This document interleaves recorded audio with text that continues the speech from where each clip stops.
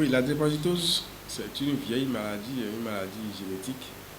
C'est une maladie héréditaire, c'est-à-dire qui se transmet des parents aux enfants. Et c'est une maladie très fréquente dans nos régions, surtout en Afrique, dans la population noire. Et c'est une maladie qui a beaucoup de symptômes et qui peut attaquer tous les organes. C'est une maladie qui est due à une anomalie au niveau du gène de la drépanocytose, donc au niveau de l'hémoglobine qu'on appelle souvent A, qui aura un changement et devenu S.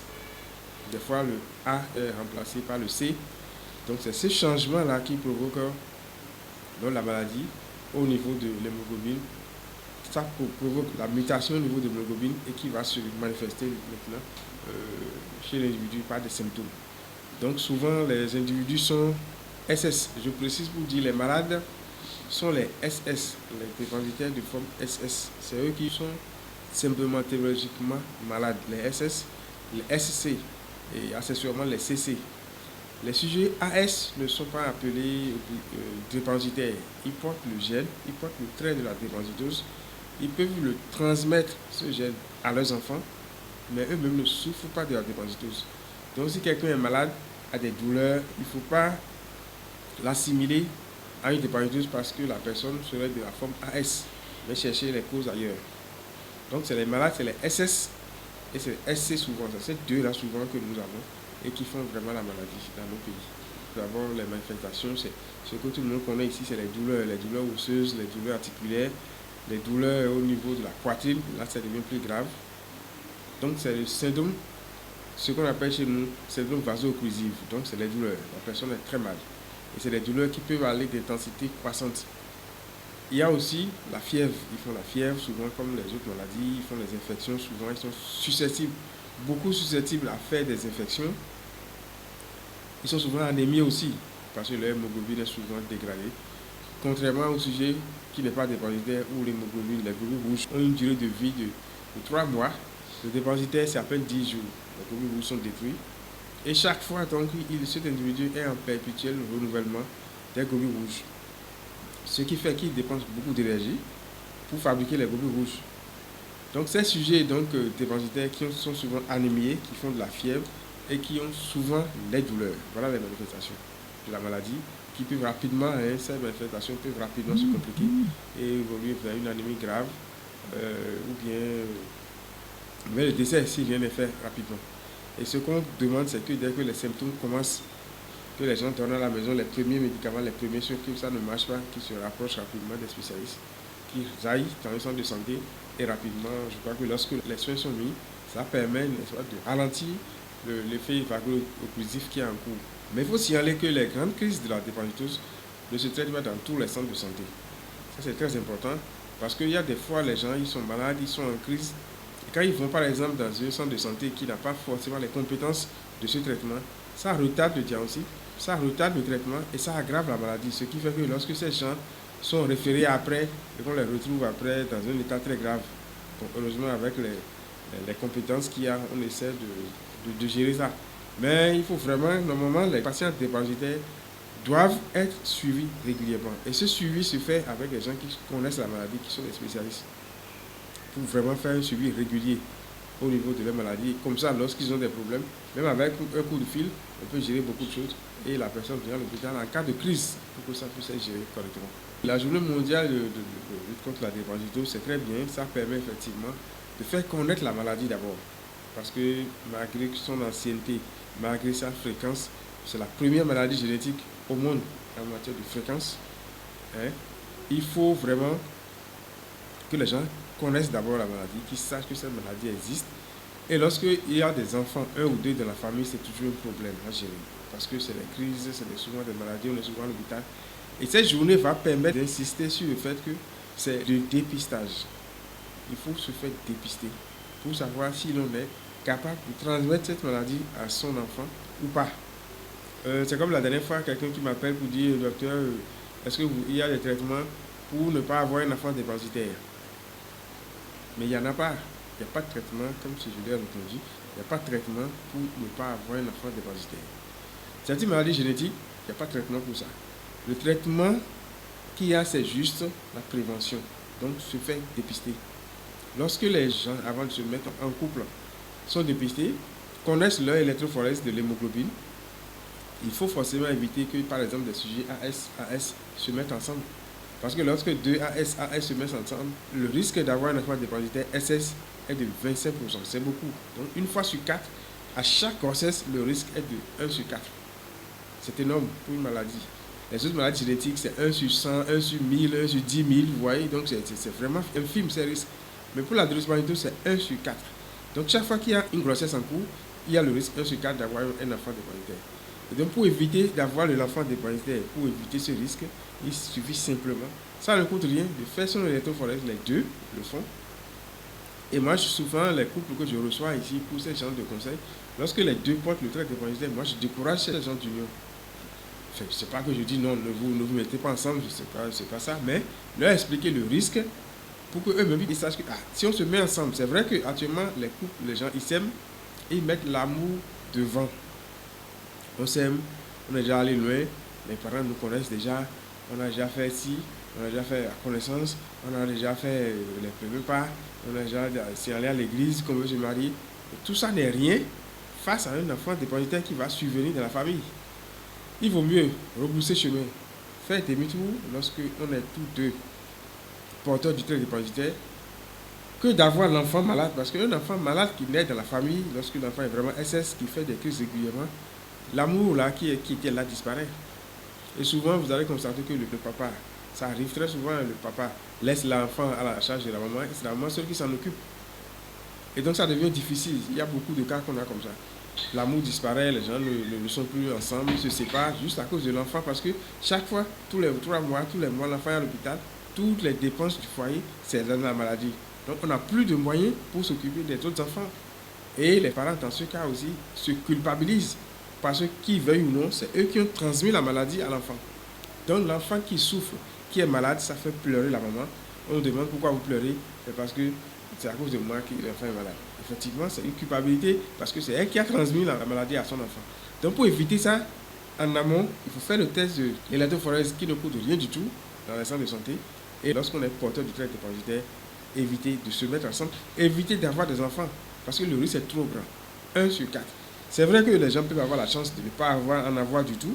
Ça, c'est vraiment, il faut avoir vraiment beaucoup de chance pour ça. Mais il y a des foyers, il y a des familles où vous avez 1, 2, 3, voire 4 enfants déparasitaires. Il y en a qui ont 1, 2 et qui se disent, bon, est-ce que si on fait le troisième, mais si je serai malade ou pas? Ah, moi je les déconseille parce que vous avez déjà 2. Rien ne prouve que le troisième sera encore malade. Et s'il est malade encore, c'est encore beaucoup de problèmes à gérer. Donc, lorsqu'on se met dans cet état d'esprit et que la journée mondiale de lutte contre la drépanocytose va permettre d'apporter la nouvelle aux jeunes, à nos enfants, à nos filles, à nos garçons, qu'il faut forcément faire l'électrophorèse avant toute chose. Dès le bas âge, dès le secondaire ou l'université, il faut forcément que cet examen soit systématique. Parce que l'enfant qui naît, jusqu'à 6 mois déjà, l'enfant commence à donner les manifestations de la maladie. À partir de 6 mois, ça commence. C'est les pieds, d'autres des mains qui commencent à gonfler. C'est l'enfant qui commence à pleurer, qui pleure à tout bout de champ. On se dit, mais qu'est-ce qu'il a? Il vient de manger, il a tété, il n'a pas faim, mais pourquoi il pleure? On fait des analyses, on voit le palu, on voit l'infection, on ne trouve rien. Il faut penser à la drépanocytose. On fait le test, on voit que l'enfant est drépanocytaire. Et là, c'est dans les meilleurs des cas. Lorsqu'on dépiste très tôt. Si il y a des cas, par exemple, il est malade, on traite, ça passe. Mais après, une fois seulement, la crise arrive et l'enfant est foudroyé. Donc, peut-être avant l'âge de 5 ans. Et en ce moment, on va incriminer les sorciers du village. Mais c'est plutôt la drépanocytose qui tue l'enfant. Donc, se faire dépister, c'est très important que chacun connaisse son électrophorèse. C'est comme on connaît son groupage sanguin, il faut se faire dépister. Éviter de se mettre ensemble lorsqu'on est tous porteurs de traits déparasitaires. Ça ne sert à rien de prendre ce risque d'avoir un enfant malade. Parce que lorsque l'enfant est vraiment déparasitaire, c'est un problème. Troisièmement, lorsqu'il y a un enfant déparasitaire dans la famille, lorsqu'il y a un déparasitaire, les parents doivent essayer de prendre des mesures pour éviter la répétition des crises. Par exemple, actuellement, la saison des pluies, éviter que l'enfant reste trop dehors pour prendre froid, éviter qu'il passe dans les eaux stagnantes. C'est des facteurs de risque qui peuvent faire apparaître des crises. Que l'enfant dorme forcément systématiquement sous moustiquaire imprégné, ça évite le paludisme parce que les crises drépanocytaires sont toujours engendrées par quelque chose en dessous. Soit c'est pas lui, soit c'est une infection, soit c'est un facteur exogène qui fait que les crises apparaissent. Donc, dans le traitement, le soignant doit penser également à lutter, détecter cette cause-là, traiter cette cause plutôt que s'attaquer seulement aux douleurs. Et plus de conscience, je ne crois pas, parce que nous recevons très peu de gens, par exemple, qui viennent pour le bilan prénuptiaux. Avant de se marier, les gens demandent des bilans, il y a très peu de gens qui le font. Or, ça devrait être systématique. Même si les gens ne se marient pas à la mairie, dès qu'on veut se mettre ensemble, on veut donner la dot à une femme. Les parents devraient avoir le réflexe de demander à leurs enfants électrophorèse ton carreau. On doit demander. Et ne pas laisser votre enfant aller former ce genre de foyer. Parce que c'est pas bon. C'est pas bon du tout. Et nous sommes un centre mixte, je peux m'exprimer comme ça, médecine moderne et traditionnelle. Nous associons les deux. Ce qui nous permet de régler beaucoup de problèmes au niveau de la santé. La drépanocytose, notre centre est connu pour ça. Même les enfants et les gens qui sont en crise, qui sont hospitalisés ailleurs pendant des semaines et autres, finalement, s'ils savent, ils sont référés ou même ici. Mais des fois, les gens signent des engagements dans notre centre de référence. Il y a nos grands hôpitaux de référence. Les gens signent des engagements pour quitter, ils viennent et on les soigne. Je n'ai pas souvenir qu'on a hospitalisé un drépanocytaire pour 10 jours, je ne pense pas. La crise, on doit régler cette crise-là et la personne doit sortir. Et je ne pense pas, je n'ai pas souvenance qu'on a eu un malade drépanocytaire décédé dans notre centre, je ne crois pas. Parce que le traitement est fait en sorte que rapidement, dès que la personne arrive, parce que ici, dans notre pays, je ne sais pas pourquoi, il y a des médicaments antidouleurs qu'ils doivent utiliser. C'est pour ça que dans les pays européens, vous avez vu, il y a des centres antidouleurs, des services qui sont spécialisés dans le traitement de la douleur. Mais ici, on laisse les gens là en train de souffrir, les gens ont mal, on dit oui, ça va passer, on donne du paracétamol, ça va passer, mais ça ne passe pas. Or, la douleur peut tuer. Chez le drépanocytaire, la douleur peut tuer le malade. Lorsque le syndrome thoracique apparaît et que la personne a mal au niveau de la poitrine, des fois ça arrête le cœur, ça arrête la respiration. Ce n'est pas possible de laisser l'enfant en train de souffrir. Donc il faut régler la douleur, en même temps régler la cause de cette douleur. Donc essayer de donner des médicaments pour fluidifier le sang, éviter donc de cette vaso-occlusion-là. Et normalement avec les médicaments médecine moderne, des fois on ajoute le traditionnel et puis on a toujours la solution. Il est essentiel, même avant le début de la puberté d'une jeune fille, qu'on puisse lui faire son groupage sanguin et son électrophorèse de l'hémoglobine en âge scolaire, voire préscolaire. C'est si important cet examen parce que les coûts de prise en charge d'un enfant drépanocytaire pendant longtemps déstabilisent certaines familles. Et si on ne prend pas garde et qu'on ne suit pas rigoureusement, en tout cas si l'enfant n'est pas suivi rigoureusement par les médecins, on risque de perdre cet enfant-là dans des circonstances douloureuses. C'est pour cela que j'insiste que l'enfant, avant de commencer son CI, on doit lui faire le groupage sanguin et l'électrophorèse de l'hémoglobine.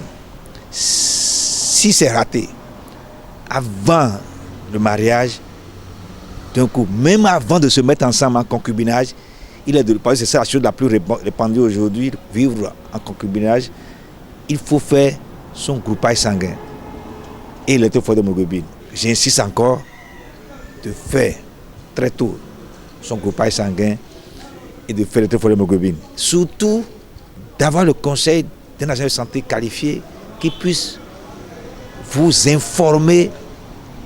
Un couple qui veut se constituer, si vous êtes AS, allez jusqu'à peut-être vous déconseiller si vous pouvez éviter, même si vous êtes très amoureux l'un de l'autre, si vous pouvez vous éviter d'aller jusqu'à former un ménage.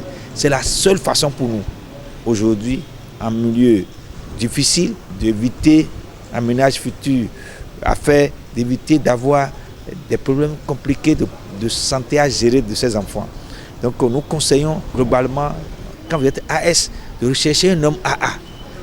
Nous conseillons à ceux qui sont SS malheureusement de rechercher un homme AA pour être sûr d'avoir moins de difficultés à gérer en famille, parce que si c'est le cas, je vous assure que la vie est difficile dans des contextes où la majorité se retrouve dans une pauvreté relative. Et je lance un appel aux parents. D'abord pour que très tôt, avant d'inscrire un enfant à l'école, de faire le dépistage. Et j'informe les jeunes qui ont une sexualité débridée, et surtout les jeunes filles qui tombent facilement enceintes aujourd'hui, de connaître d'abord leur groupe sanguin. Parce qu'elles s'immunisent facilement si une fille est de rhésus négatif, elle s'immunise facilement avec les hommes rhésus positifs. C'est un élément, je glisse dedans pour que les filles puissent prendre leur disposition. Deuxièmement, pour les filles, de faire leur électrophorèse de l'hémoglobine. Et si elle est AA, ça la rassure pour demander un jour à quelqu'un qui tombe amoureux d'elle, de dire voilà mes résultats de groupage sanguin, voilà mes résultats de l'électrophorèse de l'hémoglobine. Est-ce que toi aussi tu peux faire au moins groupage sanguin électrophorèse de l'hémoglobine? Dès que l'homme essaie de faire ses premiers examens, le reste des examens peuvent suivre. Les examens sérologiques en matière de recherche de HIV, en matière d'autres maladies, pour empêcher que leur vie ensemble, leur vie future ensemble et leur vie d'amoureux au début ne soit pas gage de difficulté pour eux, mais ce soit gage de bonheur, que ce soit gage de plaisir et de bonheur. C'est ce qu'on souhaite à la jeunesse aujourd'hui, une jeunesse consciente qui prenne des dispositions médicales pour leur mieux-être.